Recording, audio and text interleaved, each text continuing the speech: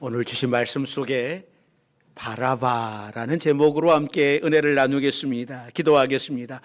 사랑과 은혜가 많으신 하나님, 오늘도 이곳에 천국 잔치를 베풀고 우리를 초청하여 주시어서 감사드립니다.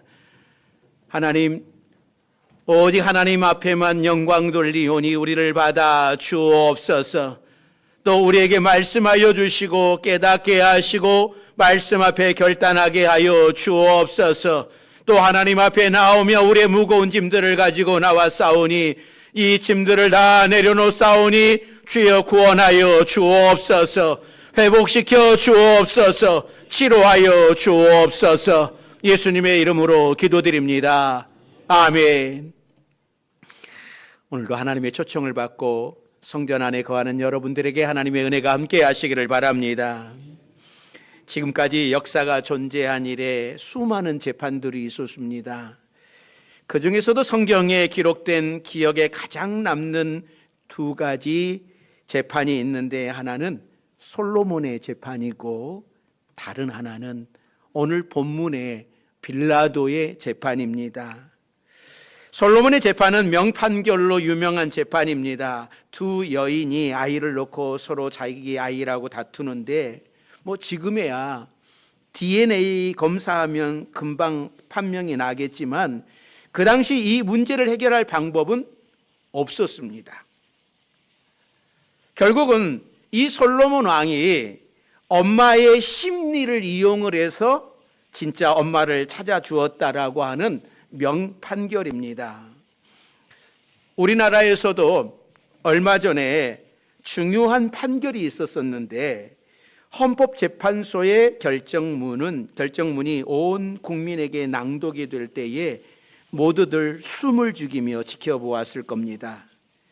국회가 이미 탄핵한 대통령이지만 헌법재판소에서 탄핵을 되돌릴 수도 있고 완전히 탄핵시킬 수도 있는 막강한 힘을 가진 권력이라고 하는 것도 알 수 있었습니다.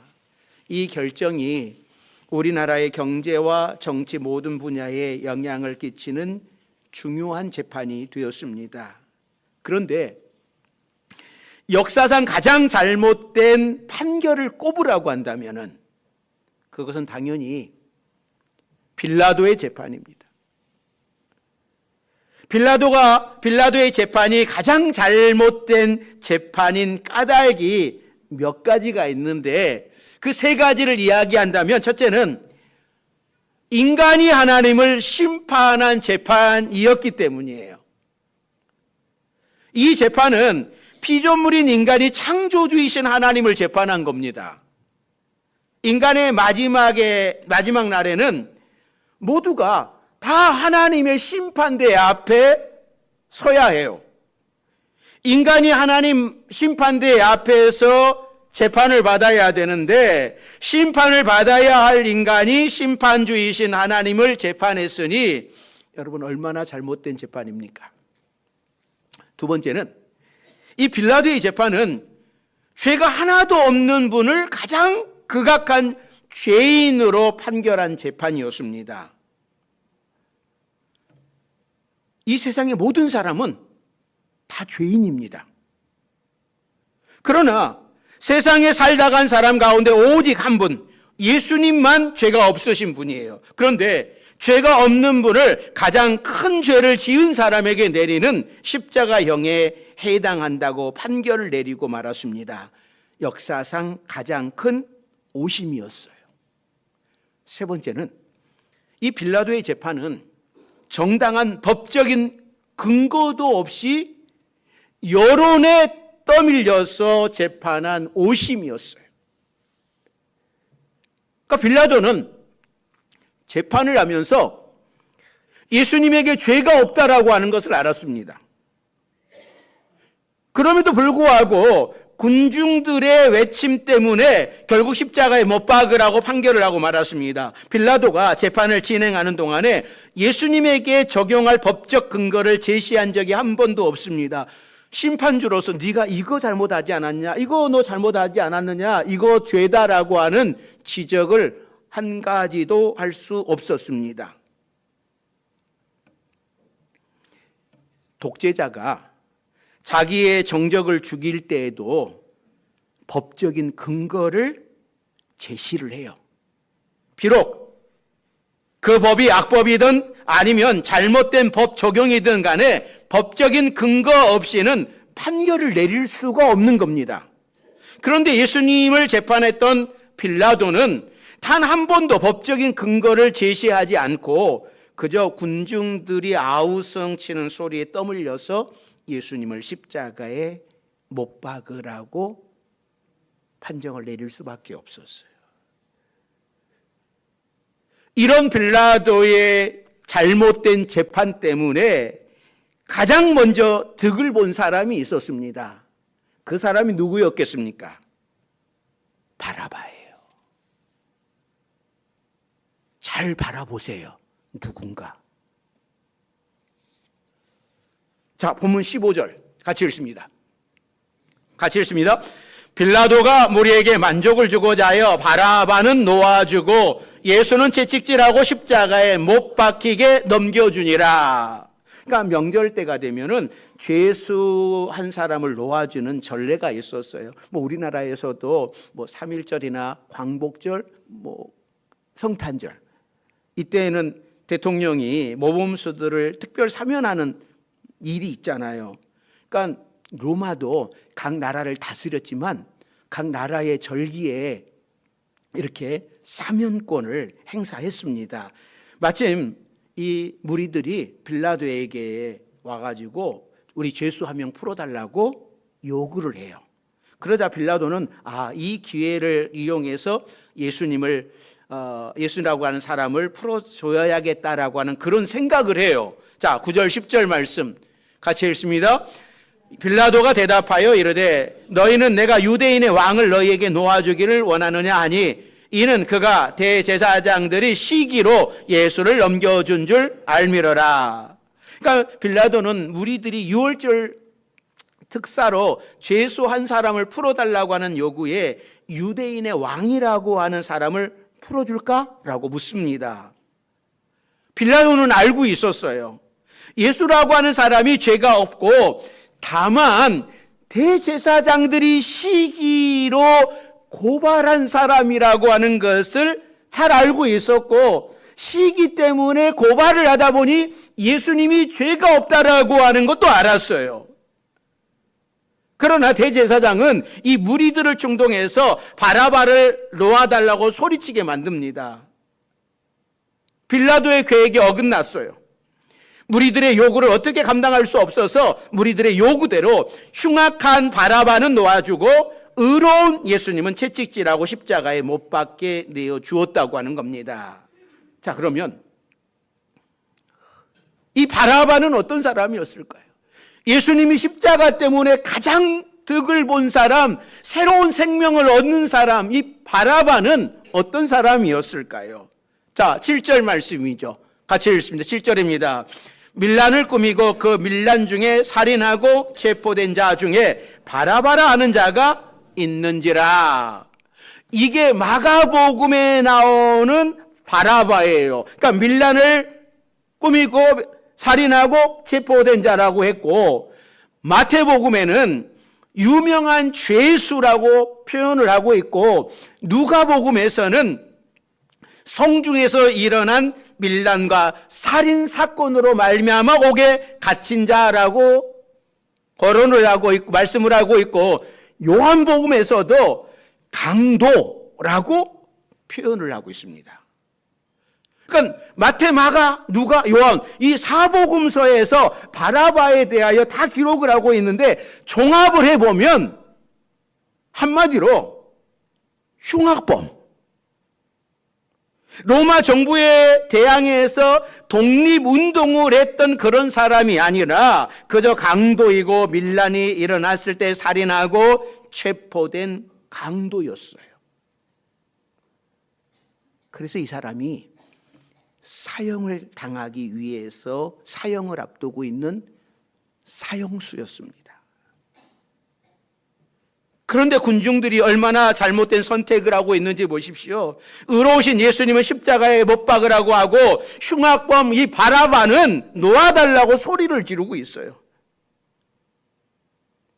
이것 때문에 덕분에 바라바는 풀려났습니다. 엉겁결에 풀려났어요. 자신이 무슨 선한 일을 해서 풀려난 것이 아닙니다. 그 감옥에서 모범수로 잘 살아서 그가 풀려난 것 아닙니다. 그는 오직 사형수로 감옥에서 사형 날짜만 받고 기다리고 있었어요. 그런데 어느 날 갑자기 자유인이 됐어요. 성경을 자세하게 읽어보면 이 바라바가 그 후에 어떻게 됐는지에 대한 거론은 없습니다. 그런데 저는 한번 가만히 곰곰이 생각을 해봅니다. 제가 바라바였다면은 아마 이런 모습이었을 것 같아요. 과연 바라바가 계속해서 밀란을 꾸미고 또 살인을 하고 강도로 살았을까? 그러니까 바라바는 공식적으로 예수님이 대신해서 죽으신 첫 번째 사람입니다. 그렇다면 바라바는 그것을 깨닫고 돌이키지 않았을까? 전승에 의하면 나중에 이 바라바가 예수를 믿었다라고 하는 그런 전승이 내려온다고 합니다. 감옥문을 열고 어느 날 갑자기 사면된 이 바라바를 생각을 해보면 자신은 유월절 특사로 풀려날 사람이 아니었습니다.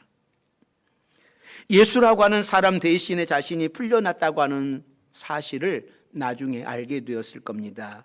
그런데 유월절을 지키려고 전국에서 모여든 사람들이 전부 다 예수 이야기를 해요.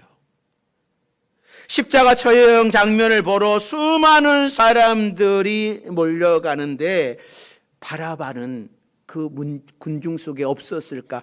저라면 있었을 것 같아요. 저라면 도대체 나는 사형당해야 되는데 예수라고 하는 사람 때문에 내가 사면이 되었는데 도대체 어떤 사람일까? 무슨 죄를 지었기 때문에 그 사람이 죽는 걸까? 내가 저 사람 때문에 살았는데 저 사람이 누구인가? 보고 싶은 그러한 마음이 들어서 아마 십자가 지는 그곳 따라가지 않았을까? 또 십자가 지는 그것을 보지 않았을까? 그런 생각이 들어요. 그러면서 자신을 비춰볼 수 있겠지요. 자신이 달려야 할 십자가에 달리신 그분, 예수님의 처형 장면을 옆에서 지켜본 그는 아마 감동되지 않았을까? 그래서 바라바도 감동하고 예수님을 구세주로 받아들이지 않았을까? 그런데 여러분, 우리는 자세하게 이 바라바를 봐야 돼요. 이 바라바가 누구였을까? 바로 우리였다라고 하는 사실이에요. 이 바라바는 바로 저였다라고 하는 사실입니다. 예수님은 바라바 대신 십자가를 지신 것이 아니라 바로 저를 대신해서 여러분을 대신해서 십자가를 지셨습니다. 바라바의 이야기는 2000년 전에 살았던 한 죄수에 대한 것이 아니라 바로 우리들이 21세기를 살아가는 바라바입니다. 왜냐하면 우리는 영적으로 사형 선고를 받은 죄인들이었기 때문입니다. 로마서 3장 23절은 우리에게 이렇게 선포합니다. 모든 사람이 죄를 범하였음에 하나님의 영광에 이르지 못하더니 라고 말씀을 합니다. 죄의 삭은 사망이다 라고 말씀을 합니다. 그러니까 우리 모두는 사망에 이르는 죄를 지은 사형수들이었어요. 그리고 사형수된 우리들은 사형 집행 시간까지 영적인 감옥에 갇혀 있었습니다. 예수님이 우리를 대신해서 십자가를 지시지 않았다면 우리는 감옥으로 떨어질 영적인 사형 선고받은 사람들이었습니다.